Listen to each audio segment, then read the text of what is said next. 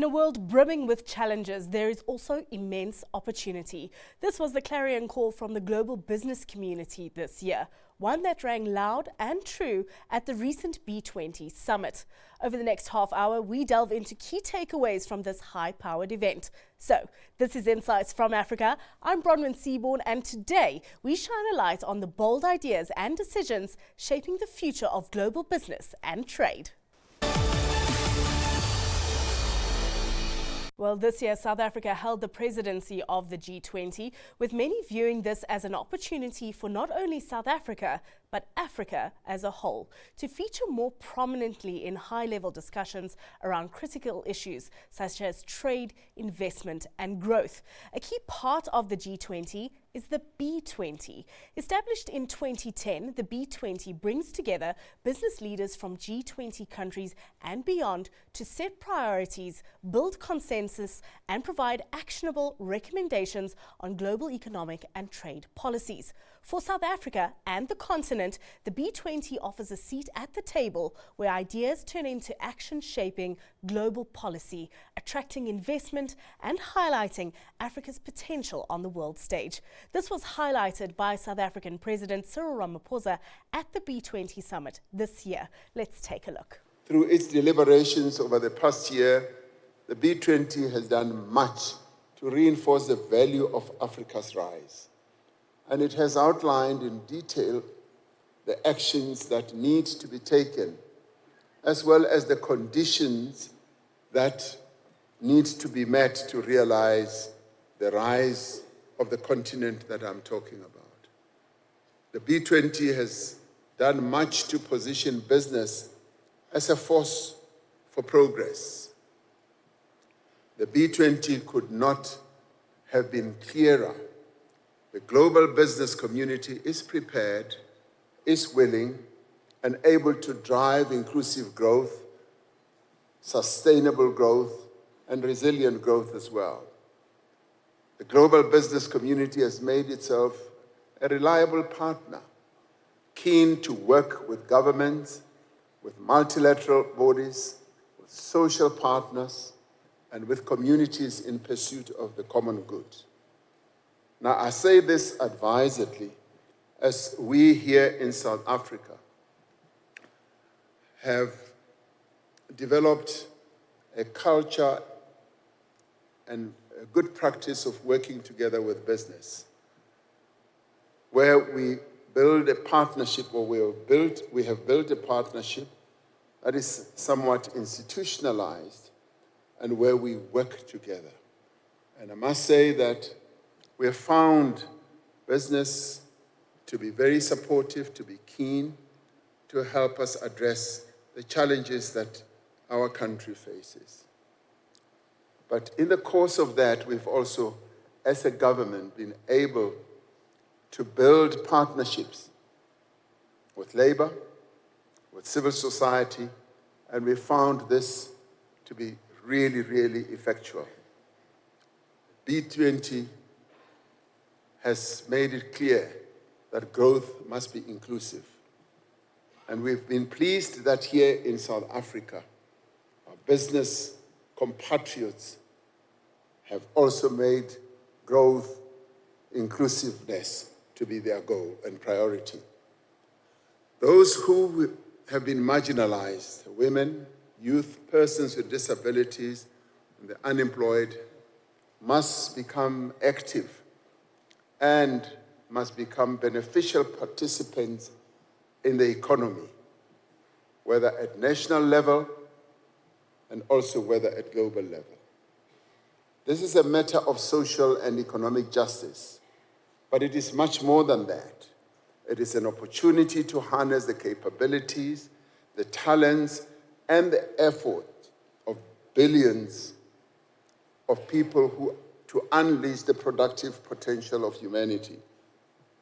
This calls for an approach that invests in people.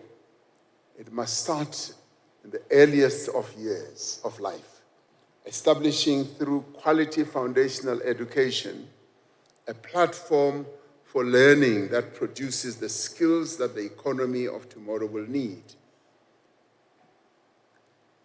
It calls for accessible, quality healthcare, for affordable social security and focused poverty alleviation measures. And it calls for support for micro, social, and medium enterprises, for entrepreneurs, and for informal businesses to be given an opportunity to grow and to thrive. Workers need to be skilled and reskilled, as well as upskilled, as methods of production change, as new industries emerge, as old industries decline, and as technology advances at an ever-increasing rate. The B20 has said that growth must be sustainable. For the last 2 centuries, the extraordinary growth of global economy has been achieved at the expense of the very resources on which our species relies for survival. We now know that unless we change course, urgently for that matter, as well as resolutely, the conditions of life on this planet will become intolerable. The move to a low-carbon economy cannot be delayed. Indeed, it must be accelerated. As we undertake this transition, we must be sure not to further deepen inequality between and within countries. We cannot disadvantage those countries that bear the least responsibility for climate change, yet are today most vulnerable to its effects. We therefore need a massive increase in financial support for just and inclusive transitions in developing economies. We must share knowledge and expertise as well as technology to address the challenges that those countries will face. At the same time, we must be wary of unilateral trade measures that seek to promote cleaner energy, but that further restrict fair market access for economies that are still developing and growing. We need to pursue fair, transparent, multilateral trade agreements that do not punish countries for a climate crisis that they did not create.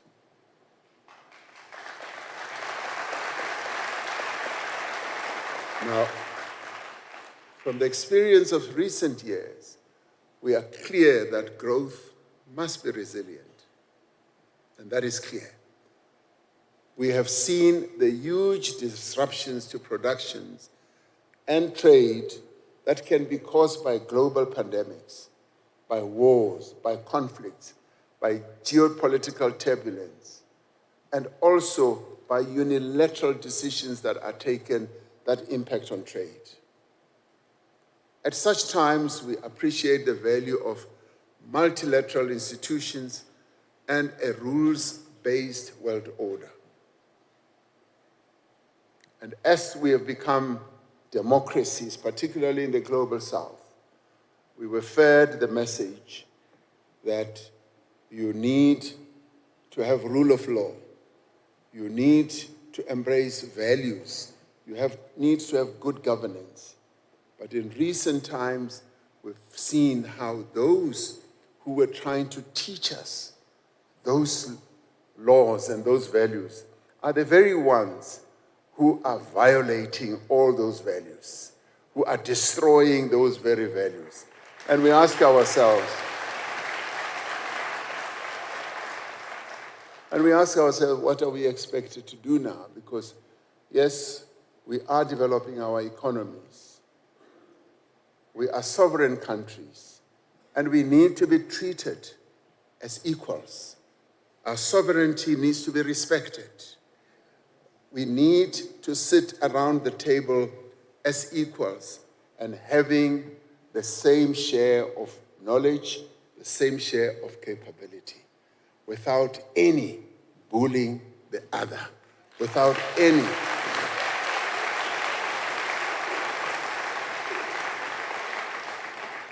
For in the past, for most of us in the global south, we're colonized.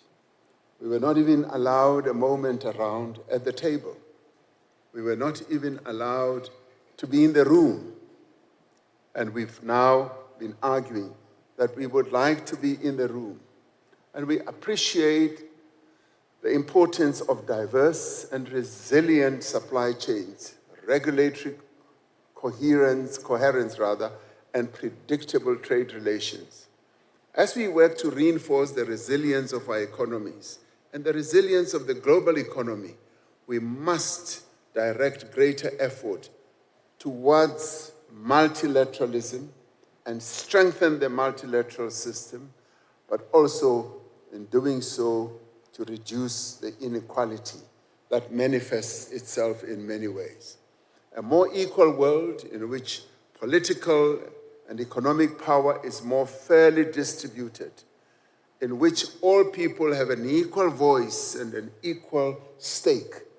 Such a world is more stable and more resilient. And that is the world that many of us want to live in.